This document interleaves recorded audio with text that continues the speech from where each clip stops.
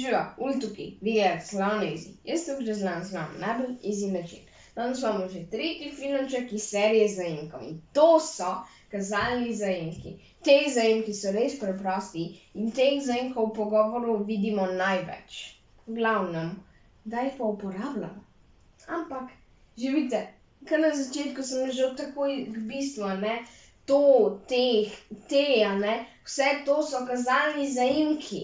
Uporabljamo jih pa prvenstveno takrat, ko nočemo ponavljati besede, oziroma bolj natančno, kadar že omenjene predmete, osebe, rastline, živali, pojme, nočemo ponavljati, ne. Tukaj imam tudi primer. Včeraj smo bili na Krimu, ne. Namesto pa da rečem Krim je res čudovit, sem pa uporabil ta, pač hriba, ne, ampak ta je kazalni zaimek, ki se nanaša na Krim, da se nisem ponavljal. Ali pa takšnega hriba ni daleč naokoli, ali pa tega hriba ne bom pozabil, ali pa tja moramo definitivno še iti, a ne.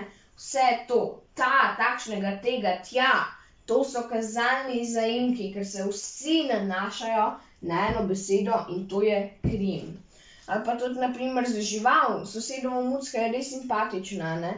Pa namesto da sem ponavljal sosedova mucka, bom uporabil ta mucka, no, oziroma bolj natančno to mucko, rad pobožam, a ne, ali pa ta mucka je res simpatična. Lahko uporabimo tudi za čas, za uro, a ne. Na primer, zmenili smo se, da se dobimo ob 6, pa namesto da bom rekel, ob 6 gremo v kino, bom rekel, takrat gremo v kino, a ne, takrat. Kazalni zaimek, a ne. Imam pa, v bistvu, to je to, a ne, ampak imam pa eno domačo nalogo za vas. Tisti, ki ve, če obstaja kakšen kazalni zaimek, ki se ne začne na črko T, naj ga napiše v komentarje, če sploh obstaja. Ne vem, samo še na hitro čez, uporabljamo jih, kadar se nočemo ponavljati, oziroma kadar imamo že omenjene predmete, osebe, živali, rastline ali pojme. Glavno, to je to. Upam, da vam ta film še všeč.